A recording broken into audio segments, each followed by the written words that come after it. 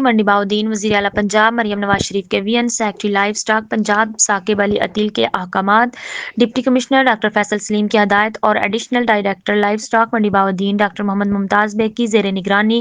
T M hall ملکوال میں وزیر اعلیٰ پنجاب لائف سٹاک کارڈز کی تقسیم کے حوالے سے تقریب کا انعقاد کیا گیا، جس کی صدارت اسسٹنٹ کمشنر ملکوال محمد ریاض اور deputy director livestock Malakwal doctor Sheikh Waqas Ahmad نے کی۔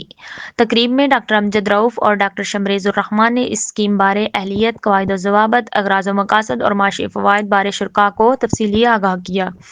اسسٹنٹ کمشنر ملکوال محمد ریاض نے پنجاب میں لائف سٹاک سیکٹر کی ترقی کے لیے پنجاب لائف سٹاک کارڈ کے اجراء کو ایک اہم سنگ میل قرار دیا اور حکومت کی اس کاوش کو سراہتے ہوئے میرٹ پر کامیاب ہونے والے فارمرز کو مبارکباد پیش کی۔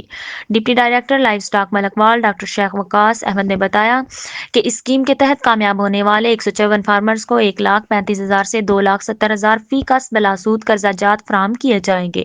جس سے مویشی پال حضرات معیاری خوراک ونڈا اور منرل مکسچر خرید سکیں گے، جس سے نہ صرف ان کی پیداوار اور آمدن میں اضافہ ہوگا۔ اسکیم کے لیے حکومت پنجاب نے 20 ارب روپے کی خطیر رقم مختص کر رکھی ہے۔